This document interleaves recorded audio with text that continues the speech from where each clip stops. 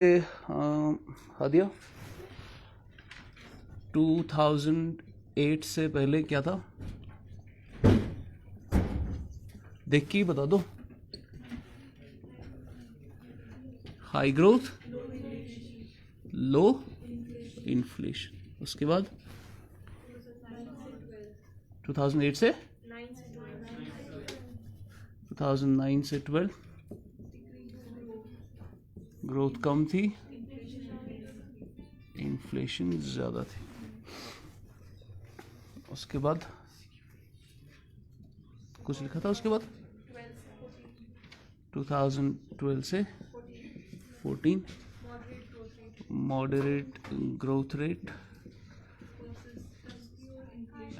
Inflation. इतना ही किया था। ओके आज इसको ख़त्म करेंगे और इन्फ्लेशन अभी हम देखेंगे 2019 तक क्या ट्रेंड्स रहे हैं। उसके बाद हम देखेंगे 2019 के बाद अभी तक क्या ट्रेंड्स हुआ है, जो इकोनॉमिक सर्वे में 2020 उसके लिए इम्पोर्टेंट है। उसके बाद मैं आपको मेंस का एक क्वेश्चन दूंगा जो 2019 में आया था, वो देखेंगे आप उसमें क्या करेंगे। तो बिफोर 2008 हमने देखा 2008 से पहले हमारे इंडिया में काफ़ी अच्छी तरीके से हम ग्रो कर रहे थे, जीडीपी तेज़ी से बढ़ रहा था, इन्फ्लेशन भी कम थी। ठीक है, तो ये एरिया था हमारा गोल्डन पीरियड 2008 से पहले। 2008 में सब प्राइम क्राइसिस होता है, डेवलप्ड वर्ल्ड में रिसेशन होता है, starting from United States, Iceland, ऐसे करके करके यूरोप में चीज़ें फैली।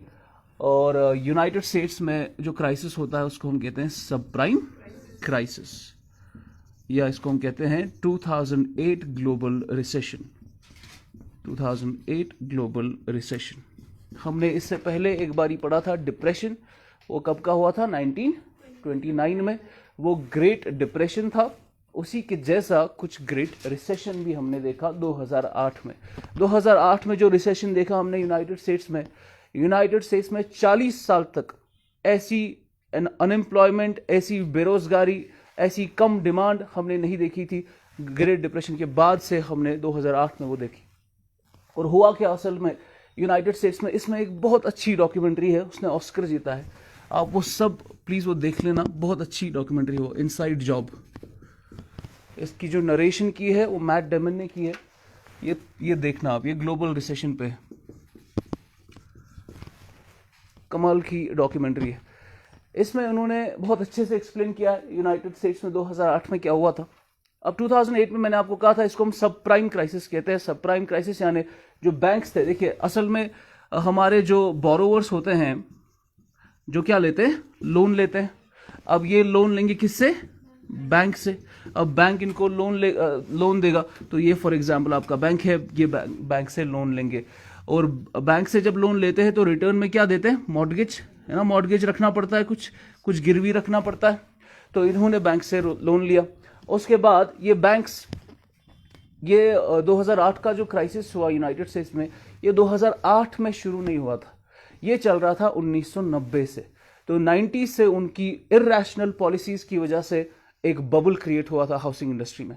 देखो बबल किसको कहते हैं हम, इकोनॉमी। बबल होता है इकोनॉमी में जब आपकी इकोनॉमी में आप गलत पॉलिसीज एक्वायर करते हो, तो शॉर्ट टर्म में उस गलत पॉलिसी की वजह से आपको लगता है कि इकोनॉमी ग्रो कर रही है, लेकिन वो अचानक से फिर बर्स्ट हो जाता है, इसको हम एक बबल कहते हैं।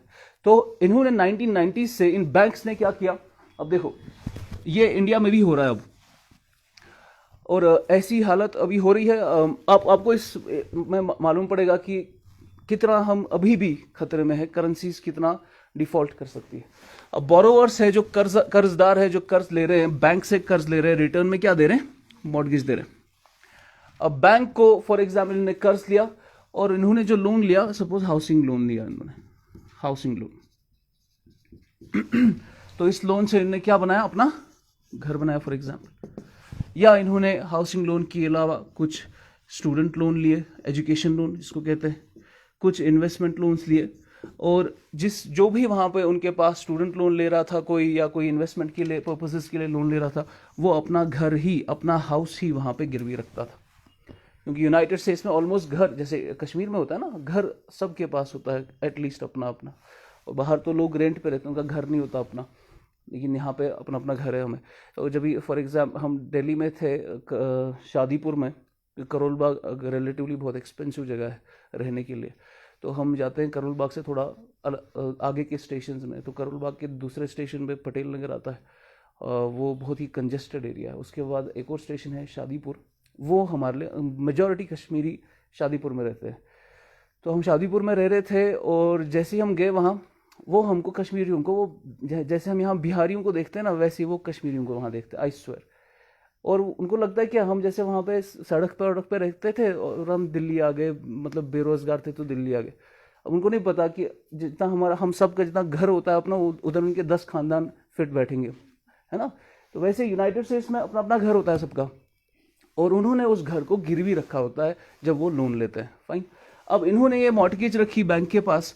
बैंक ने क्या किया, बैंक को वसूली करनी है अपने कर्जे की, है ना। वो देखेगा कि 5 साल का इसने कर्जा लिया था, 5 साल के बाद ये एक तो प्रिंसिपल अमाउंट वापस करेगा और क्या देगा, इंटरेस्ट भी वापस देगा। लेकिन बैंक ये महंगदक नहीं उठाता है, वो बोलता है मेरे को ये वापस, ये जो मैंने दिया लोन, इसने मॉर्टगेज ली, अब मेरे को इसके साथ कोई लेना देना नहीं है। मैं क्या करता हूं, मैं इस मॉर्टगेज को आगे बेचता हूं इन्वेस्टमेंट बैंक्स पे। उन्होंने यही किया, उनके पास जितनी भी मॉर्टगेजेस थी इन लोगों की जिन्होंने कर्जा लिया था, उन्होंने उनको आगे बेचा इन्वेस्टमेंट बैंक्स को। इन्वेस्टमेंट बैंक्स में फॉर एग्जांपल एक बैंक था वहां, लेमन ब्रदर्स, ऐसे ही गोल्डमैन सैक्स, बड़े बड़े दिग्गज players, investment banks. Lehman Brothers का जो सीईओ है, उसका माना जाता था, 2006 की बात है, उसके 12 प्राइवेट जेट्स थे, उसके 2 हेलीकॉप्टर थे, और उसने अपनी बिल्डिंग में, जो उसकी बड़ा सा टावर था लेमन ब्रदर्स का, वहाँ पर जो उनका एक होता था पब्लिक एलिवेटर, जिसमें आपके एम्प्लॉयज जाके ऊपर नीचे करेंगे। दूसरा था सीईओ का अलग से उसने अपना एलिवेटर बनाया था, जिसमें कोई और दूसरा बंदा नहीं जा सकता था। वो जैसे ही गाड़ी से उतरता था, उसके लिए एक ऐसी बनाई जाती थी कि कोई उसमें कोई दूसरा बंदा ना आए, इसको टच भी ना हो किसी का। वो सीधा जाके अपने एलिवेटर में जाता था, फिर वहां से सीधे 31वें माले पे उसका ऑफिस था। इतना इनका मतलब चढ़ गया था दिमाग पे। तो लेमन ब्रदर्स, गोल्डमैन सैक्स बहुत ही बिलियनियर्स बन गए। उन्होंने क्या किया, इन्होंने ये मॉर्टगेजेस खरीदी बैंक से। फाइन। अब ये मॉर्टगेजेस इन्होंने खरीदी, ये क्या है, अब ये क्यों खरीदेंगे, बैंक ने इनको कहा कि ये मॉर्टगेज है, ये इनका घर है, अगर इन्होंने कर्जा दिया तो आप ले लेना इन्हीं से, अगर नहीं दिया तो ये घर आप ही का, है ना। जैसे बैंक करता, बैंक ने कर्जा वापस लिया तो ठीक था, अगर नहीं लिया तो घर ले लेता। वो इन्होंने अब इन्वेस्टमेंट बैंक्स को दिया कि आप कर लो हैंडल, हमें बस इस मॉर्टगेज के पैसे दे दो। तो इन्वेस्टमेंट बैंक्स ने इनको पैसे दिए, रिटर्न में उसके मॉर्टगेजेस खरीद लिए। फाइन। अब इन्वेस्टमेंट बैंक्स ने आगे इसको अपने पास भी नहीं रखा, क्योंकि इन लोगों को भी ये दिमाग महंगदक उठानी नहीं थी अपने आप को कि वो डिफॉल्ट करेगा नहीं करेगा। तो उन्होंने क्या, उन्होंने उसको आगे बेचा इन्वेस्टर्स को। और ये इन्वेस्टर्स पूरी दुनिया से थे, सिर्फ यूनाइटेड स्टेट्स में नहीं, क्योंकि गोल्डमैन सैक्स, लेमन ब्रदर्स इतने बड़े इन्वेस्टमेंट बैंक्स है जहां पर पूरी दुनिया से लोग आके उनके सिक्योरिटीज खरीदते हैं। इन्होंने इन मॉर्टगेजेस को चेंज किया सिक्योरिटीज में, और इन्होंने दुनिया भर के इन्वेस्टर्स को ये सिक्योरिटीज बेची। अब ये पहुंच गया इन इन्वेस्टर पे, जिसपे इंडिया से भी कुछ इन्वेस्टर्स थे। अब इन इन्वेस्टर्स ने क्या किया, इन्होंने ये मॉर्टगेजेस खरीदी, इन्होंने ये सिक्योरिटीज की शक्ल में ये मॉर्टगेजेस खरीदी।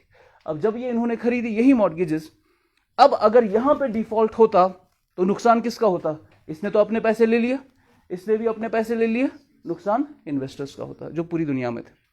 अब कोई इन्वेस्टर जैसे मैं हूं, मेरे पास पैसा है, हार्ड अर्न्ड मनी है, मैं क्यों ये मॉर्टगेज खरीदूं, इसके पीछे कोई तो वजह होनी चाहिए कि मैं क्यों किसी से ये मॉर्टगेज खरीदूं। मैं इसलिए खरीदता हूं क्योंकि इन इन्वेस्टमेंट बैंक्स ने करोड़ों के डॉलर्स दिए रेटिंग एजेंसीज को। रेटिंग एजेंसी में एक एजेंसी है जैसे मूडीज, सुना आपने? मूडीज यूनाइटेड स्टेट्स की बहुत बड़ी एजेंसी है जो रेटिंग करती है, जो आपको बताती है कौन सी इन्वेस्टमेंट सेफ है, कौन सी इन्वेस्टमेंट रिस्की है। ठीक है ना।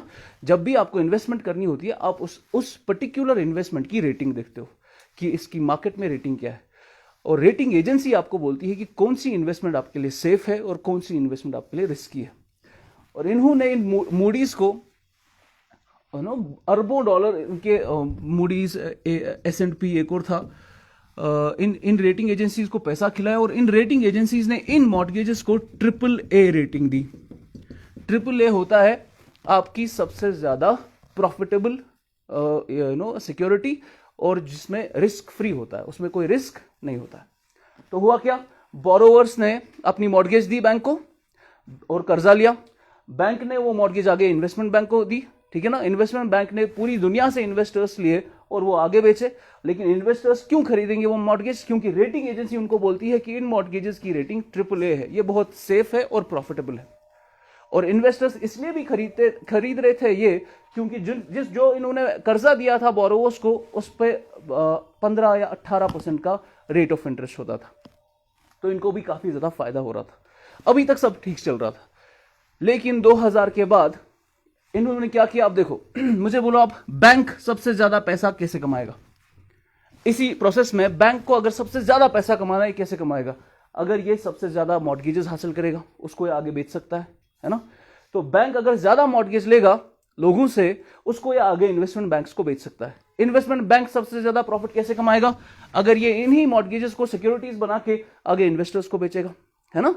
तो इन्होंने क्या किया, ज्यादा पैसा कमाने के चक्कर में बैंक्स ने लोन देना शुरू किया उन लोगों को भी जो अब लोन के लायक भी नहीं थे, जिनको हम कहते हैं सब प्राइम बोरोवर्स। सब प्राइम बोरोवर होता है जो आपका लोन वापस नहीं दे सकता, ठीक है ना। अब ये तो आपके प्राइम बोरोवर्स थे। प्राइम बोरोवर होते हैं जो लोन लेते हैं फिर वापस रिपे भी कर सकते हैं। सब प्राइम बोरोवर्स क्या होते हैं? सब प्राइम बोरोवर्स है कि जिन्होंने लोन लिया लेकिन उनमें ये कैपेसिटी नहीं है कि वो उसको वापस दें, ठीक। जब इन्होंने लोन लिया, इन्होंने भी क्या दी? मॉर्गेज दी, है ना, मॉर्गेज दी, रिटर्न में गिरवी रखा। क्या गिरवी रखा? अपना घर गिरवी रखा, फाइन। अब सब प्राइम बोरोवर्स, इन्होंने, अब बैंक क्यों देगा लोन सब प्राइम बोरोवर्स को? क्योंकि बैंक को क्या मिल रही है? मॉर्गेज, जिसको आगे बेच सकता है। इसीलिए उन्होंने, बैंक ने सब प्राइम बोरोवर्स को लोन देना शुरू किया। इनके पास मॉर्गेजेस आई बैंक के पास, इसने आगे बेची इन्वेस्टमेंट बैंक को, अपना पैसा ले लिया। इन्वेस्टमेंट बैंक ने रेटिंग एजेंसीज को कहा कि इसकी रेटिंग बढ़ाओ, तो उन्होंने AAA रेटिंग दी इन्हीं मॉर्गेजेस की जो सब प्राइम बोरोवर्स की थी। आगे जाके इन्वेस्टर्स को लगा कि ये जो आपकी मॉर्गेज है, इसकी भी AAA रेटिंग है, ये बहुत ही ज्यादा प्रॉफिटेबल और रिस्क फ्री है, तो बेहतर है कि इसको खरीद लेंगे। लेकिन आपको मालूम था इसमें बहुत ज्यादा रिस्क था। क्यों? क्योंकि ये सब प्राइम बोरोवर्स की मॉर्गेजेस थी, ठीक है ना। हमें पता है सब प्राइम बोरोवर्स डिफॉल्ट करते। अब इन्होंने अगर डिफॉल्ट किया, पैसे वापस नहीं आएंगे, लेकिन नुकसान किसका होगा? इसने अपने पैसे ले लिए, इसने भी अपने पैसे ले लिए, नुकसान किसका होगा? इन्वेस्टर्स का, फाइन। अब फिर भी इन्वेस्टर्स के पास अगर डिफॉल्ट भी हो जाता, सब प्राइम बोरोवर्स का भी डिफॉल्ट हो जाता, इन्वेस्टर्स के पास एटलीस्ट घर था जिसको बेच के वो पैसा वसूल करते, है ना। और हाउसिंग में ऐसे बूम चल रहा था उस वक्त, हाउसिंग बबल हो रहा था यूनाइटेड स्टेट्स में 2000 के बीच में। तो 2000 में हाउसिंग प्राइसेस काफी तेजी से एक्सपोनेंशियल ग्रोथ दिखा रहे थे। अब लोगों को क्या लग रहा है? जो ये इन्वेस्टर्स है, ये जब घर ले रहे हैं, उनको लग रहा है कि इसका प्राइस हमें ज्यादा ही मिलेगा, तो इसको बेच के हम अपना पैसा वसूल कर सकते हैं। लेकिन अचानक से 2008 में हाउसिंग इंडस्ट्रीज में बबल बर्स्ट हो जाता है, प्राइसेस से गिर जाते हैं। क्यों प्राइसेस गिरे हाउसेस के? क्योंकि सब प्राइम बोरोवर्स ने डिफॉल्ट किया, ठीक है ना। जब इन सब लोगों ने डिफॉल्ट किया, इन्होंने कर्जा वापस नहीं दिया, इनके पास घर आ गए काफी ज्यादा, तो घर हाउसेस की सेल यूनाइटेड स्टेट्स में काफी ज्यादा हुई, तो सप्लाई ऑफ हाउसेस बढ़ गई। और आपको पता है जब किसी चीज की सप्लाई ज्यादा होती है और डिमांड कम है, उसके प्राइसेस गिर जाते हैं। तो सप्लाई ऑफ हाउसेस काफी ज्यादा हो गया यूनाइटेड स्टेट्स में, उसके प्राइसेस, दाम एकदम से गिर गए। अब ये जो इन्वेस्टर्स थे जिन्होंने ये खरीदे थे हाउसेस, अब वो उसको हाई प्राइस पे नहीं बेच सकते, तो उनको कम प्राइस पे उसको बेचना था, तो उनका नुकसान हुआ। ऐसे जाके नुकसान बहुत ज्यादा फैल गया पूरी दुनिया में, लेकिन इन लोगों ने बहुत पैसा कमाया बीच में, ठीक है। लेकिन फिर क्या हुआ? इन्वेस्टर्स का तो नुकसान हो ही गया, लेकिन कुछ मॉर्गेजेस थी जो अभी भी इन्वेस्टमेंट बैंक्स के स्टॉक्स में थी, उन्होंने अभी उसको बेचा नहीं था, इन्वेंट्री में थी। अब क्योंकि उनको पता है, लोगों को पता चल गया कि इन मॉर्गेजेस को बेचकर हम अपना पैसा वसूल नहीं कर सकते, उन्होंने इन्वेस्टमेंट बैंक से खरीदना ही छोड़ दिया। इन्वेस्टमेंट बैंक्स का दिवालिया निकल गया। लेमन ब्रदर्स बंद करना पड़ा इनको, जिनका लंदन का ऑफिस था। वो देखा, अगर वीडियो देखेंगे आप, वहाँ के जो सीईओ है वो ऐसा डब्बा निकल के इस ऑफिस से बाहर निकलते हैं। लेमन ब्रदर्स बंद हो गया। उसके बाद यूनाइटेड स्टेट्स, अब इन्वेस्टर्स ने जितना पैसा लगाया था इसमें, United states government Bush administration $700 billion का फिस्कल स्टिमुलस देती है। $700 बिलियन, इतना ज्यादा नुकसान होता है। इसका दिवालिया निकला। लोगों ने इसमें जिसने इन्वेस्टमेंट किया था वो गए काम से, ठीक है ना। और अनएम्प्लॉयमेंट बढ़ी, डिमांड कम हुई, और जब भी इकोनॉमी में डिमांड कम होती है वही क्या होता है, हमारा रिसेशन। ऐसे करते करते ये बहुत तेजी से फैल गया। अब ये जो पैसा इन्होंने यहां पे लगाया, ये पैसा यूनाइटेड स्टेट्स ने कहां से लाया? $700 बिलियन का नुकसान हुआ क्योंकि हाउसिंग प्राइसेस, हाउसिंग इंडस्ट्री का बबल बर्स्ट हुआ। अब वहां जब क्योंकि हाउसिंग का प्राइस कम हुआ तो नुकसान हुआ लोगों का, बिलियंस ऑफ डॉलर्स में नुकसान हुआ। उस नुकसान की भरपाई करने के लिए यूनाइटेड स्टेट्स गवर्नमेंट ने $700 बिलियन का फिस्कल स्टिमुलस दिया। इन्होंने ये $700 बिलियन कहां से लाए? नया डॉलर छपा के। और मैंने आपको कहा है, जब भी हम प्रिंट करते हैं नई करेंसी, उसका क्या मतलब होता है? उसका मतलब होता है आप चेक्स देते हो। डॉलर को यूनाइटेड स्टेट्स में अभी भी चेक ही बोलते हैं, क्योंकि ये असल में चेक ही होता है, ठीक है ना। मैं एक जगह पढ़ाता था, उन्होंने मुझे चेक दी पिछले साल की, और अभी तक बाउंस हो रही हो, ठीक है। क्यों? क्योंकि बैंक में पैसा नहीं है। अब मैं चाहूं, मैं वहां मेमो निकाल के उसको कंज्यूमर कोर्ट में ले सकता हूं, लेकिन कंज्यूमर कोर्ट में गएंगे तो फिर तो मसला बढ़ जाएगा। अब हुआ क्या, असल में उसने मुझे चेक दी, ये उसका बैंक है,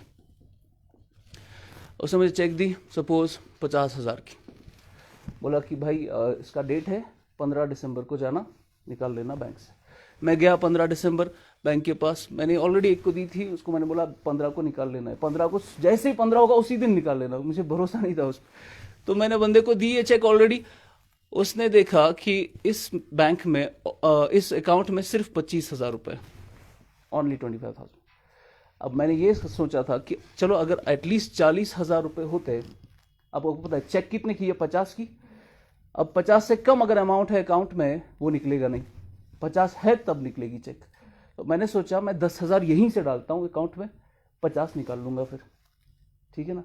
लेकिन उस कमीने ने 25 रखे उसमें, तो मुझे 25 डालने पड़ेंगे, वो जो मैं डालूंगा नहीं, ठीक। अब क्या दिया उसने? मुझे चेक दी और बोला बैंक से पैसे निकाल लेना। मैं बैंक के पास गया, बैंक के पास पैसा नहीं था, ठीक। यही होता है डॉलर। डॉलर क्या है? एक चेक की तरह है। चेक क्या होता है? आपने चेक लिखा, आपने कहा कि ये है आपका डॉलर, इसका वैल्यू 50,000 रुपए का है। जैसे मैंने चेक 50,000 रुपए की थी। लेकिन ये चेक का वैल्यू कहां मिलेगा? जब बैंक के पास जाएंगे। करेंसी का वैल्यू कहां मिलेगा? जब इसके पीछे कुछ बैकिंग होगी। और करेंसी के पीछे बैक किसका होता है? गोल्ड का होता है। ऐसे ही रुपीस के पीछे, जो हमारी रुपी है, इसके पीछे भी बैकिंग है ना। कि क्या हमारी करेंसी क्या है? Minimum reserve currency. और हमारी करेंसी में गोल्ड की बैकिंग है, ठीक है ना। रुपीस के पीछे गोल्ड बैक करता है उसको। लेकिन हमारे पास जो करेंसी छपाई है हमने, वो अरबों खरबों में छपाई है, और जो बैकिंग है गोल्ड की शक्ल में, वो सिर्फ 115 करोड़ का गोल्ड है हमारे पास। तो आप आरबीआई के पास जाओ, उसके पास, उसके बैंक में सिर्फ 115 करोड़ ही है गोल्ड की शक्ल में करेंसी। उसने चेक्स, उसने हजारों लाखों अरबों छपाई है उसने चेक्स। अब हम क्या कर रहे हैं? हम रियल मनी नहीं इस्तेमाल कर रहे हैं, हम यही चेक इस्तेमाल कर रहे हैं। आपको कुछ लेना है किसी और से, आप उसको यही चेक दे रहे हो। अब फॉर एग्जाम्पल, मैंने उस बंदे से 50,000 की चेक ली, किसी दूसरे टीचर ने एक और चेक ली, किसी तीसरे टीचर ने एक और चेक ली। अब हम टीचर्स क्या कर रहे हैं? आपस में यही चेक्स को ट्रेड कर रहे हैं, आपस में ही चेक्स को ट्रेड कर रहे हैं, ठीक है ना। तुम आ जाओ, तुम 2 महीने क्लास लो, ये लो 50,000 की चेक। वो जाएगा कहीं और जगह कुछ खरीदने, वो देगा उसको 50,000 की चेक। तो ये यही चेक हम इस्तेमाल कर रहे हैं। जो रुपीज है ना, वो असल में यही चेक्स होते हैं। तो इन्होंने क्या किया? यूनाइटेड स्टेट्स ने $700 बिलियन के चेक्स प्रिंट किए, करेंसी प्रिंट की। इसके बैकिंग में इनके पास गोल्ड नहीं था, फॉरेन रिजर्व नहीं था, एसडीआर्स नहीं थे, तो नया पैसा छपा, ठीक है। और यही अभी हो रहा है कोविड की वजह से। जब आपकी मनी सप्लाई बढ़ती है ना इस तरीके से, एक टाइम ऐसा आएगा, जैसे कि जर्मनी में मैंने आपको कहा था वो हाइपर इन्फ्लेशन होगी, फिर मैंने जिम्बाब्वे में आपको कहा, अर्जेंटीना में हुआ। ये क्या होता है, जब मनी सप्लाई तेजी से बढ़ती है, इतनी मनी सप्लाई बढ़ाना आपकी डॉलर का वैल्यू क्या कर देगा। जैसा मैंने आपको कहा था, कोविड असल में जो पैंडेमिक या लॉकडाउन वगैरह है, ये actually it was an attack on US dollar. इनको यूनाइटेड स्टेट्स के डॉलर को खत्म करना है, उसको रिप्लेस करना है, क्योंकि it has been no dominating the world economy for quite a long time now. अब इनको एक नया सिस्टम चाहिए, नया वर्ल्ड ऑर्डर जो है ना, जैसा कि है भी। अब डॉलर देखो, उस पर लिखा होता है न्यू वर्ल्ड ऑर्डर लिखा है उस पर, डॉलर पे। तो उनको उसको रिप्लेस करना है। अब डॉलर कैसे रिप्लेस होगा, जब डॉलर डिफॉल्ट कर जाएगा, है ना, जब डॉलर खत्म हो जाएगा तब रिप्लेस होगा डॉलर। और डॉलर कैसे खत्म होगा, जब डॉलर का वैल्यू खत्म होगा। और डॉलर का वैल्यू ऐसे खत्म होता है जब आप उसको ज़्यादा प्रिंट करते हो। अभी यूनाइटेड स्टेट्स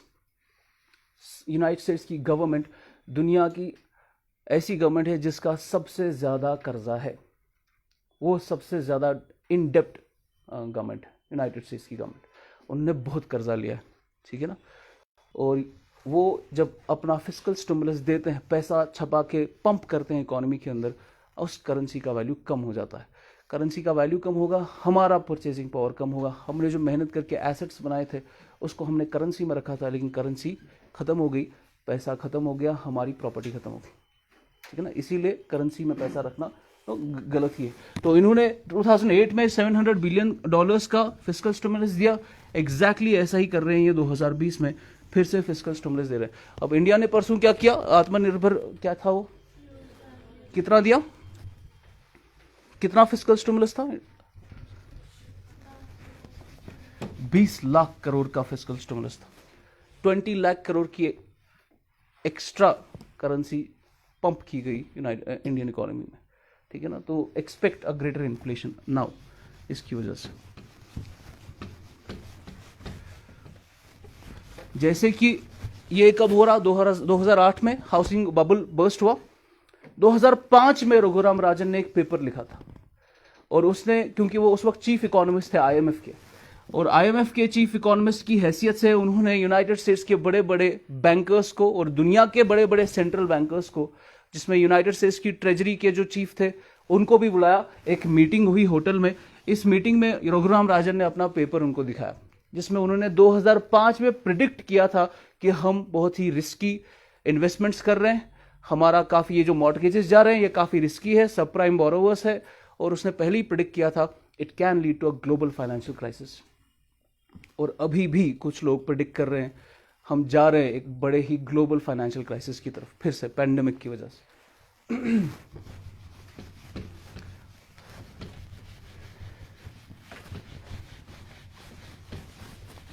अच्छा, अब मजे की बात यह है, जिन लोगों ने ये करके अरबों खरबों रुपए कमाया, डॉलर कमाया, चाहे वो लेमन ब्रदर्स के सीईओज हो, गोल्डमैन सैक्स हो, सिटी ग्रुप हो, मूडीज रेटिंग एजेंसी है, S&P थे, या AIG जो इंश्योरेंस कंपनी है, इन सब ने अरबों खरबों डॉलर्स कमाए। अभी तक एक भी केस नहीं हुआ इन पे। इनकी वजह से कहा जाता है 150 million people around the globe poverty line के अंदर चले गए।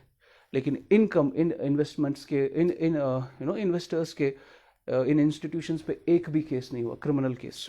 और अभी भी ये बुश एडमिनिस्ट्रेशन में, जो बुश रिपब्लिकन पार्टी का था, उसमें भी इनका बहुत ज़्यादा इन्फ्लुएंस था। फिर ओबामा आया 2008 में, उसमें ओबामा ने इन्हीं लोगों को फिर से चूज किया, क्योंकि वहाँ पर जो प्रेसिडेंट होता है वो किसी को भी उठा के अपनी कैबिनेट में डाल सकता है। उसने इन्हीं लोगों को अपनी कैबिनेट में डाला। फिर अगली बार जब 2004 साल के बाद 12 में फिर से आया, फिर से वही चीज़ की। ये लोग अभी भी वहीं पे गवर्नमेंट चला रहे। इसीलिए जो यूनाइटेड स्टेट्स की गवर्नमेंट है उसको हम यूएस गवर्नमेंट नहीं कहते, एज अ क्रिटिसिज्म उसको हम वॉल स्ट्रीट गवर्नमेंट कहते हैं, क्योंकि ये सारी इन्वेस्टमेंट बैंक्स, बड़ी बड़ी कंपनीज वॉल स्ट्रीट में है। वॉल स्ट्रीट पर ही इनके बड़े बड़े ऑफिस है, लेमन ब्रदर्स, गोल्डमैन सैक्स, गोल्डस्मिथ्स। तो वॉल स्ट्रीट की बहुत ही स्ट्रॉन्ग लॉबी है यूनाइटेड स्टेट्स में, और वही अभी उनका बहुत स्ट्रॉन्ग पंजा है उस पर। इनफैक्ट जो आपका ये जैसे वॉल स्ट्रीट में आपका कोई बैंक है, कोई इन्वेस्टमेंट बैंक है, देखो वो क्या करते हैं, वहाँ कोई इन्वेस्टमेंट बैंक है, उस बैंक को दिखाना है लोगों को कि हम अच्छा काम कर रहे हैं, हम अच्छा प्रॉफिट कमा रहे हैं, हम रिस्की इन्वेस्टमेंट्स नहीं कर रहे हैं, काफ़ी सेफ है, काफ़ी वो है, ये है, आप जो है हमारे बॉन्ड्स खरीदो, हमारे सिक्योरिटीज़ खरीदो, शेयर्स खरीदो, जो भी है। ये क्या करते हैं ये बैंक्स, ये दुनिया के बड़े बड़े इकोनॉमिस्ट को हायर करते हैं। जैसे उन्होंने हार्वर्ड का जो डायरेक्टर था, जो इकोनॉमिक्स डिपार्टमेंट का डायरेक्टर था, उससे पेपर लिखवाया और उसमें उस अपने पेपर में ये कहा कि ये रिस्क फ्री इन्वेस्टमेंट्स है, आप करो इसमें investment. Columbia University, Columbia business school से बड़े बड़े इकोनॉमिस्ट को लाया, ऑक्सफोर्ड से इकोनॉमिस्ट को लाया, उनसे पेपर लिखवाया और लोगों को भरोसा हुआ कि अगर ये बड़े बड़े इकोनॉमिस्ट ये कह रहे हैं तो मे बी सही काम हो रहा है। लेकिन आपको मालूम है उनको बहुत मिलियंस में उन्होंने डॉलर्स में पैसा दिया, खर्च किया इन लोगों पर, जिसके इन्होंने इनके सपोर्ट में फिर पेपर्स लिखे। ठीक है ना, वो देख लेना आप वो जो मैंने डॉक्यूमेंट्री।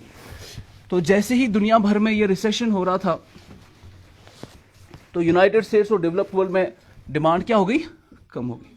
और हम अब जब डेवलप्ड वर्ल्ड में डिमांड कम है तो हम जो उधर एक्सपोर्ट कर रहे थे, हमारे एक्सपोर्ट की भी डिमांड कम हो गई, है ना। तो हमारे एक्सपोर्ट क्या हो गए, कम हो गए। और हमारे एक्सपोर्ट कम हुए तो प्रोडक्शन क्या होगी, प्रोडक्शन कम होती है तो ग्रोथ कम होती है।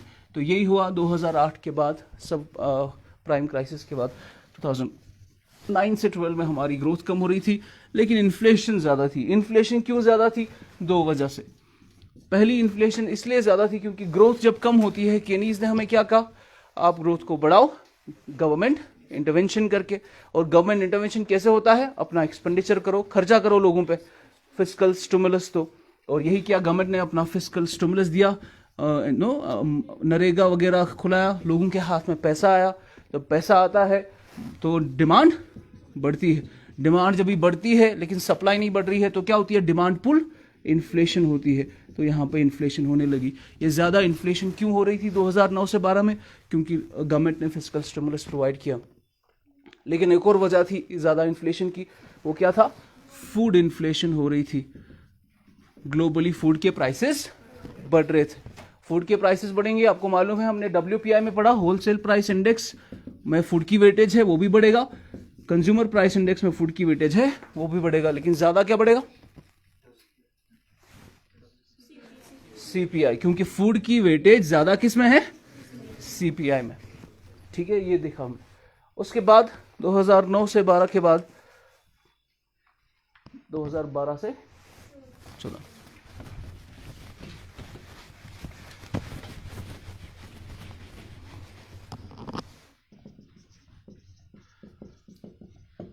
क्या था इसमें, moderate growth rate and persistently high inflation. Inflation ज़्यादा, ग्रोथ रेट मॉडरेट थी।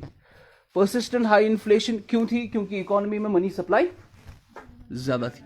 तो आपको बोला था मॉनेटरिस्ट ने, मिल्टन फ्रेडमैन ने, जिन्हें क्या कहा, इन्फ्लेशन क्यों होती है, सिर्फ मनी सप्लाई की वजह से।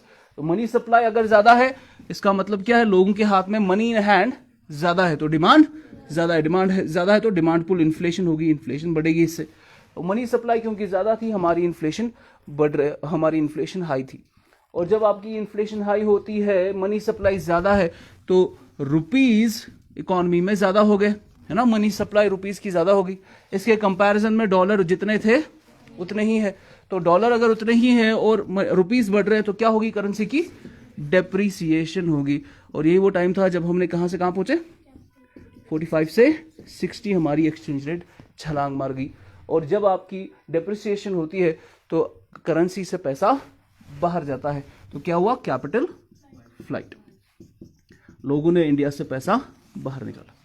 फाइन। लेकिन हमने ये भी देखा कि अगर पैसा बाहर जाता है, डेप्रिसिएशन होती है इकोनॉमी की, डेप्रिसिएशन की वजह से एक्सपोर्ट्स बढ़ते हैं, आइडियली बढ़ने चाहिए, क्योंकि जो एक्सपोर्टर बाहर जाके $1 कमाता था वो घर आके पहले 45 रुपए लेता था उस $1 के। अब क्योंकि डेप्रिसिएशन हो गई है वो उसी $1 के कितने लेगा, 60 रुपए। तो उसको ज्यादा पैसा मिल रहा है, वो एक्सपोर्ट बढ़ाएगा। लेकिन हमने देखा कि एक्सपोर्ट नहीं बढ़ रहे थे, डेप्रिसिएशन के बाद भी एक्सपोर्ट नहीं बढ़ रहे थे। वजह क्या थी, क्योंकि जब आपकी डेप्रिसिएशन होती है तो इंपोर्ट महंगे होते हैं, सस्ते, इंपोर्ट प्राइसेस बढ़ते हैं, इंपोर्ट्स महंगे होते हैं और एक्सपोर्ट सस्ते होते हैं। ये देखा हमने इफेक्ट्स ऑफ इन्फ्लेशन में।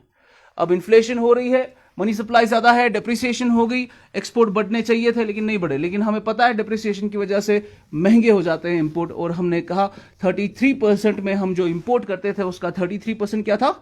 Crude oil. Crude oil. अब क्रूड ऑयल भी आपका क्या हो गया? महंगा हो गया। और आपको पता है क्रूड ऑयल आपका बहुत ही ज्यादा इंपॉर्टेंट इनपुट है प्रोडक्शन का, और जब आपका क्रूड ऑयल महंगा हो गया तो हमारा प्रोडक्शन कॉस्ट बढ़ा तो चीजों के प्राइसेस बढ़े, प्राइस बढ़ा तो क्या हुई? इन्फ्लेशन हुई, है ना। लेकिन जब प्राइस बढ़ते हैं, लॉ ऑफ डिमांड क्या कहता है? As price of a commodity increases the demand for that commodity decreases. Price बढ़े तो डिमांड कम हुई, इकोनॉमी में डिमांड कम हुई तो सप्लाई कम हो रही है तो एक्सपोर्ट्स भी क्या होंगे? कम होंगे। ठीक है ना, ये भी देखा हमने। उसके बाद आफ्टर 2014 लिखिए।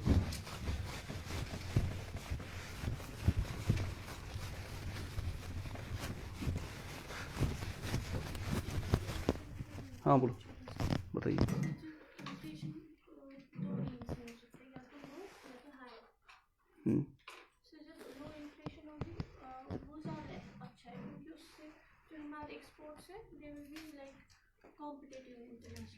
या क्योंकि उनको सस्ता हो जाएगा वो खरीदना, तो फिर लो इन्फ्लेशन पे ज़्यादा एक्सपोर्ट्स होने चाहिए, हाई इन्फ्लेशन पे कम होना चाहिए ना एक्सपोर्ट, नहीं, क्योंकि वो डिमांड पे डिपेंड करते हैं ना कि उनको ज़्यादा डॉलर देने पड़ेंगे जब इन्फ्लेशन।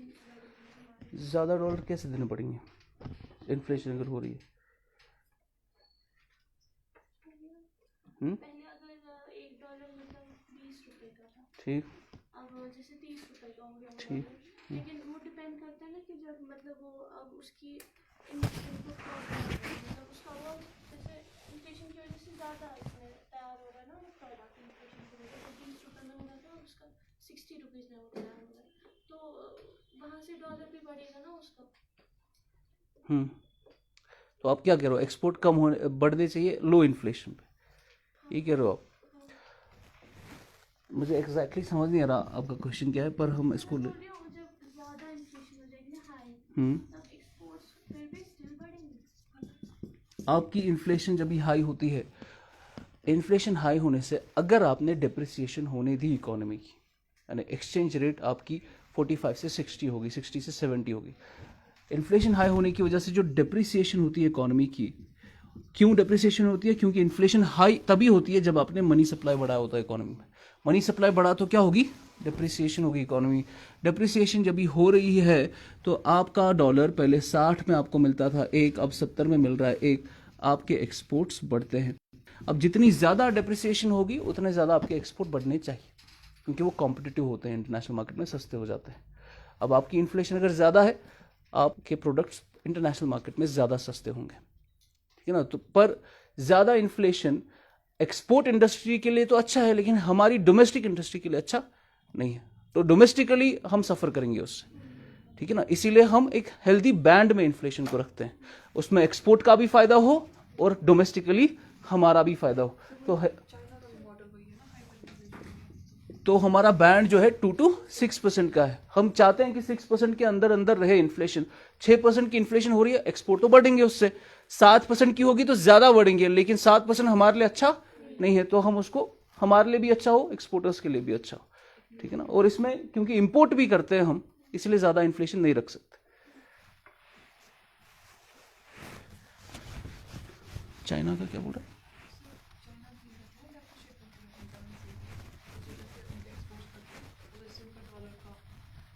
हाँ, चाइना डिवैल्यूएशन करता है। कौन? Market value. वो असल में मार्केट वैल्यू भी नहीं होता, वो गवर्नमेंट वैल्यू होता है, वो गवर्नमेंट का। उधर तो डॉलर के हिसाब से हुआ, यहाँ पे रुपीस के हिसाब से होता है। सर जो आपने सब प्राइम क्राइसिस में बोला ना कि बैंक्स एक सबसे डिफॉल्टर्स थे, एक सबसे जो मतलब दे रहे थे, बैंक से लोन्स ले रहे थे बोरोवर्स, वो भी मेजर डिफॉल्टर्स नहीं थे, बैंक्स थे जो उन प्रॉपर्टीज, मतलब आपने कहा ना कि बैंक्स को पता था ये चीज़ की, हाँ, उनको दिया। हाँ, तो असल गलती बैंक्स की है। उनने उस मतलब जो आप बोलते हैं उनको कुछ भी नहीं किया। और बैंक्स अब मैंने तो एक चीज़ स्किप ही कर दी, क्योंकि मैं देख रहा था कि आपको थोड़ा एरोप्लेन जा रहा है कुछ लोगों को, तो मैंने कुछ चीज़ें छोड़ दी।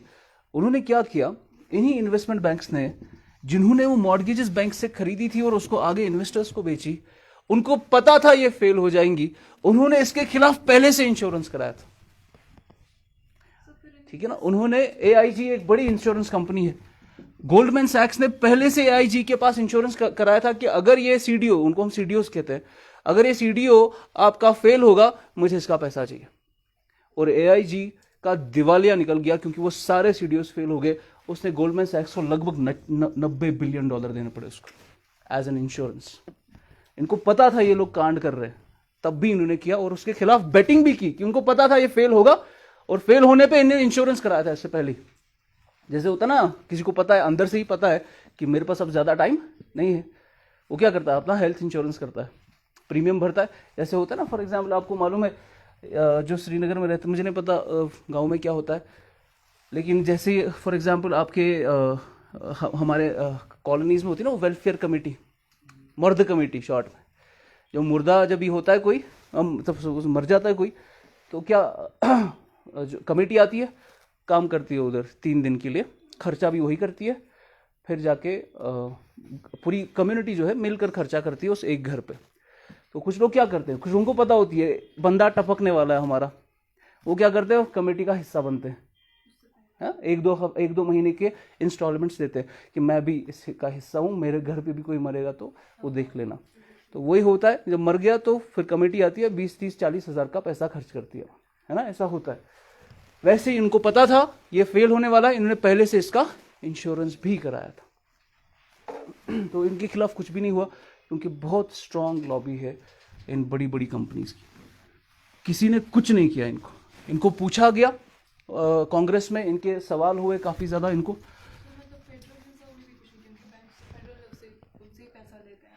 फेडरल रिजर्व का जो चीफ था, ही वॉज द गाय जिसने डीरेगुलेट की ये मॉर्गेजेस। डीरेगुलेट मतलब गवर्नमेंट रेगुलेशन हटा दी इससे, इनको बोला जो करना है करो।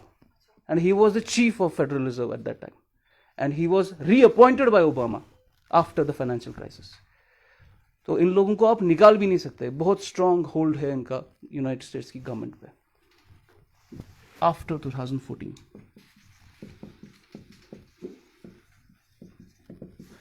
दिस इज वेरी इंपॉर्टेंट, इसी पे मैं क्वेश्चन दूंगा आपको। आफ्टर 2014 हमने देखा ग्रोथ पहले कम थी, फिर मॉडरेट हुई, और इस पीरियड में हमने अच्छा ग्रो किया है।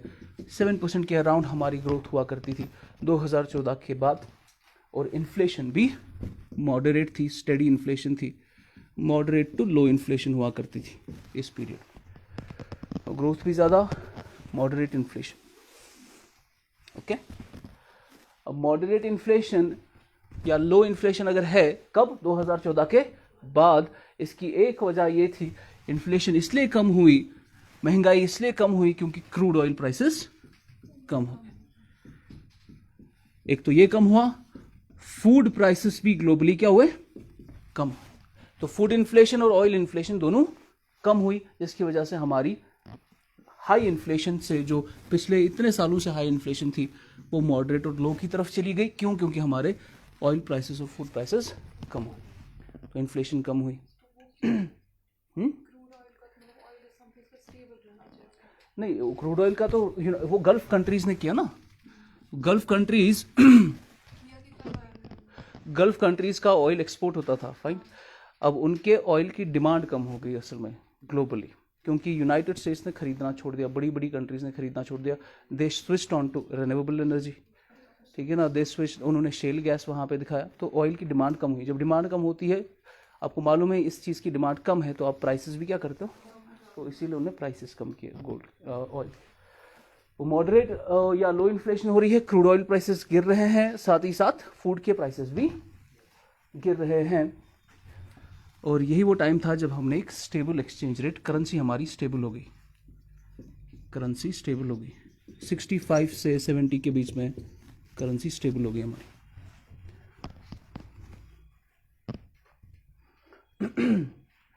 अब ये जो मॉडरेट इन्फ्लेशन या लो इन्फ्लेशन यहाँ हो रही है, किस तरीके की इन्फ्लेशन थी? WPI कितना था और CPI कितना था? आपका WPI फूड प्राइसेस और ऑयल प्राइसेस इतने कम हुए, आपकी फूड जो होलसेल प्राइस इंडेक्स है वो नेगेटिव में चला गया, -5.1%, -5.1%।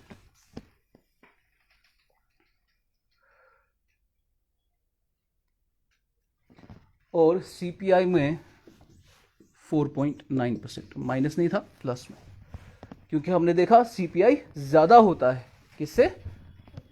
WPI से, है ना। वहां पर इन्फ्लेशन में मैंने आपको कहा था ऑयल प्राइसेस अगर बढ़ेंगे तो WPI धीरे धीरे CPI के बराबर होगा, क्योंकि ऑयल की वेटेज WPI में ज्यादा है।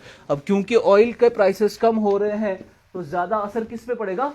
WPI पे। तो WPI काफी ज्यादा कम हो गई, हमारी इन्फ्लेशन माइनस में चली गई। और होलसेल कंज्यूमर प्राइस इंडेक्स जो कि आपका CPI-C है, कंज्यूमर प्राइस इंडेक्स कंबाइंड या नेशनल CPI जो है उसका 4.9%। तो इनके बीच का जो वेज है, जो गैप है, कितने परसेंट का है? लगभग 10% का गैप है ना। तो CPI और WPI के बीच में ये 10% का गैप भी हमने देखा for the first time after 2004। Inflation growth अच्छी हो रही थी, इन्फ्लेशन मॉडरेट से लो थी। क्यों? क्योंकि क्रूड ऑयल प्राइसेस कम है, फूड प्राइसेस कम थे, इसकी वजह से आपकी WPI काफी कम हो गया, क्योंकि क्रूड ऑयल प्राइसेस एकदम से गिर गए, इसकी वजह से वो नेगेटिव में चला गया। CPI-C जो आपका नेशनल CPI है वो भी कम हो गया 4.9%। ये वो मॉडरेट ग्रोथ है। हमने कहा हम इन्फ्लेशन टारगेटिंग के लिए क्या लेते हैं? CPI-C ही लेते हैं। तो ये क्योंकि मॉडरेट लेवल पे था, लो लेवल पे था, इसीलिए यहाँ पे मॉडरेट से लो लिखा। अगर WPI हम लेते as a national inflation index तो वो नेगेटिव लिखना था फिर यहाँ, क्या मैंने CPI इसलिए लिखा क्योंकि CPI ही हमारा नेशनल इन्फ्लेशन। अब देखते हैं हम 2014 तो देखा, ये ठीक चल रहा था 2018 तक। तो 14 से 18 हमारा स्टेडी ग्रोथ रेट थी और लो इन्फ्लेशन थी, 2014 से 18। अब हेडिंग डालिए, सब heading current trends in inflation, current trends.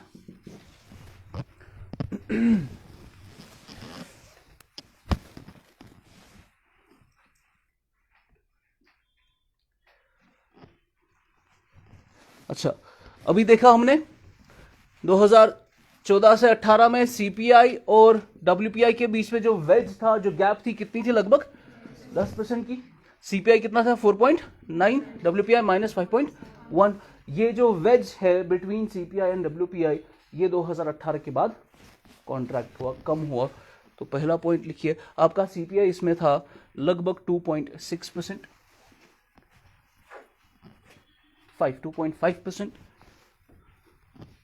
और आपका WPI 2.3%, क्योंकि 18 के बाद गोल्ड के प्राइसेस ऑयल के प्राइसेस धीरे धीरे वापस से राइज होने लगे।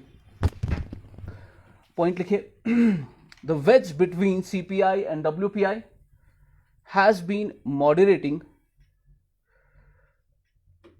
the wedge between CPI and WPI has been moderating to 2.5% and 2.3% respectively.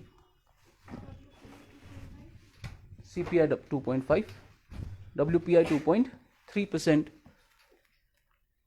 respectively by 2018-19.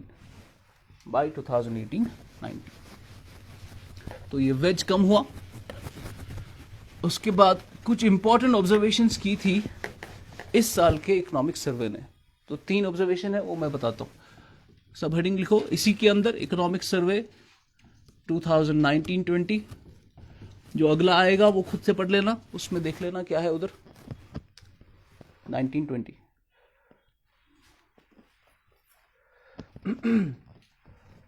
तो पहला पॉइंट इसने कहा इकोनॉमिक सर्वे 2020 ने कि जो आपका फूड इन्फ्लेशन यहां कम हो रहा था, है ना, हमने देखा मिड 2019 के बाद, पिछले साल जुलाई के बाद, अगस्त, सितंबर, अक्टूबर, इस पीरियड में फूड के प्राइसेस धीरे धीरे बढ़ने लगे। तो आपका जो होलसेल फूड प्राइस इंडेक्स है वो भी बढ़ेगा और कंज्यूमर फूड प्राइस इंडेक्स है वो भी बढ़ेगा। ज्यादा क्या बढ़ेगा? CFPI है ना, कंज्यूमर फूड प्राइस इंडेक्स, बढ़ते बढ़ते 14.1% तक पहुंच गया। ठीक है, लिखो पहला पॉइंट। पहला point, since August 2019 consumer price index combined, CPIC, consumer price index combined has seen a slight rise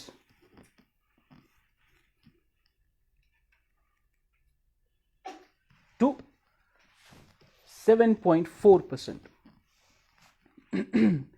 इससे पहले कितना था? 2.5%। तो हमने देखा 2019 में हमारी टोटल इन्फ्लेशन 7.45% पे पहुंची। Okay, 7.4%, and CFPI, consumer food price index, to 14.1%, to 14.1%, mainly because of vegetable price rise, vegetable price rise। अच्छा, तो फूड इन्फ्लेशन हो रही है 14.1% की CPI पे, तो अगर फूड प्राइसेस बढ़ रहे हैं तो WPI भी बढ़ना चाहिए, है ना? लेकिन WPI उतना नहीं बढ़ेगा क्योंकि WPI में फूड के वेटेज कम है। तो WPI बढ़ के आपका कितना था पहले? 2.3, अभी हो गया 2.6। तो WPI also saw an uptick, WPI also saw an uptick in 2019-20, in 2019-20 to 2.6%, to 2.6%।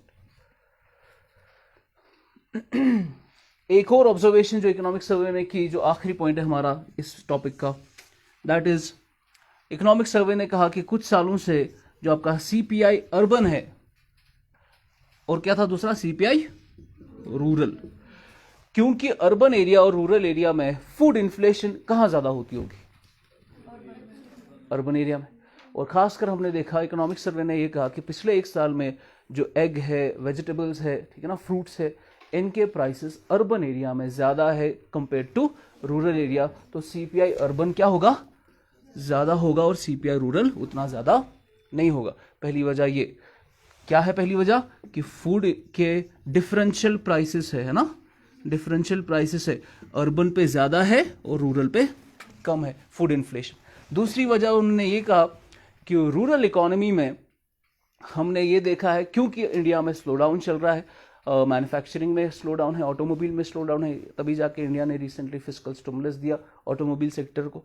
अब क्योंकि आपका इकोनॉमी में स्लो डाउन चल रहा है, और इकोनॉमी में जो लेबर है ज्यादातर वो रूरल से आता है ना, रूरल से आता है,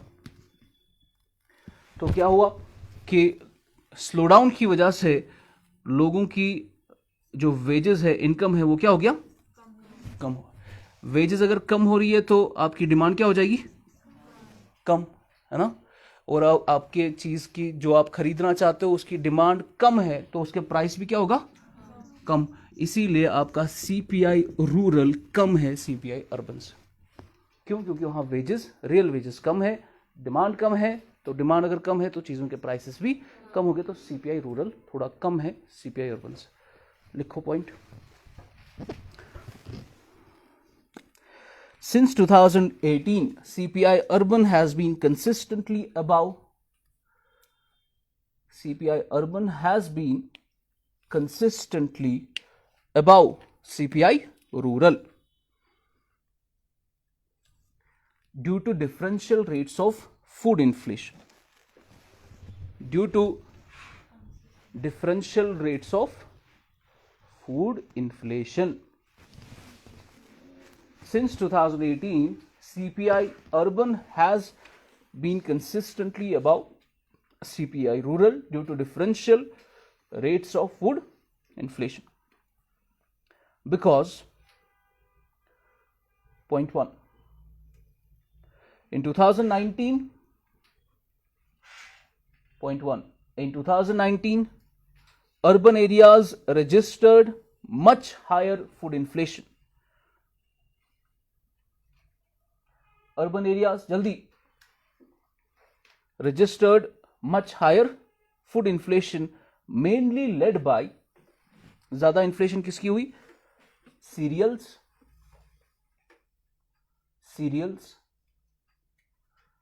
कौन सा सीरियल? अर्तुगल कौन सा सीरियल? हाँ मुझे लगा अर्तुगल मत देख रहा है. अंडे, eggs, fruits, vegetables, etc. Point 2. The slide in rural inflation, the slide यानी जो कमी हो रही है रूरल इन्फ्लेशन में, the slide in rural inflation could be because of fall in the growth, could be because of fall in the growth of real rural wages, of real rural wages. इसी के साथ आपका inflation खत्म होता है. एक ही काम करना है आपको इसमें. अब इकोनॉमिक सर्वे आएगा, इसको अपडेट करना. बाकी मैंने सारा कवर कर लिया इसमें.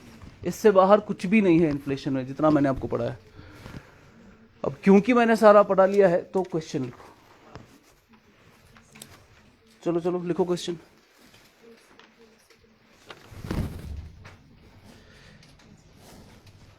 Do you agree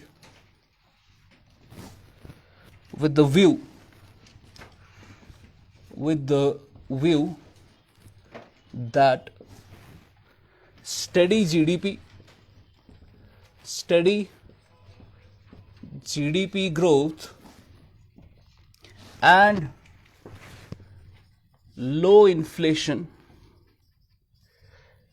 have left the Indian economy in a good shape?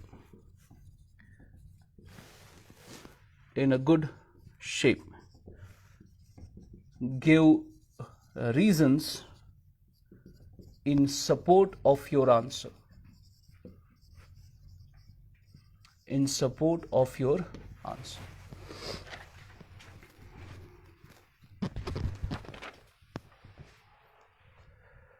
ये क्वेश्चन पिछले साल आया था यूपीएससी मेंस में. 2019 का क्वेश्चन है ये. यूपीएससी पेपर 3 में आया था, जीएस पेपर 3. ऐसा ही कुछ क्वेश्चन जीएस पेपर 3 2014 में, 2015 में भी आया है. ग्रोथ और इन्फ्लेशन के रिलेटेड है, एम्प्लॉयमेंट के रिलेटेड है, कुछ ऐसा ही है. तो इसका स्टडी मटेरियल एक ही है, चाहे आप 19 का करो, 14 या 15. कुछ ऐसे ही सिमिलर क्वेश्चंस थे कि पिछले साल का क्वेश्चन है कि क्या आप एग्री करते हो कि इंडिया में जो स्टडी जीडीपी ग्रोथ हमने देखी 2014 के बाद और जो हमने लो इन्फ्लेशन देखी, उसकी वजह से इंडियन इकोनॉमी गुड शेप में, हेल्दी है. अगर आप एग्री करते हो तो क्यों, अगर नहीं करते तो क्यों नहीं. ठीक है, समझ आ रहा है? तो लिखो ना. चलो घर से लिख के आना.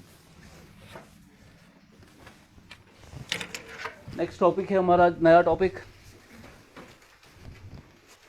प्लानिंग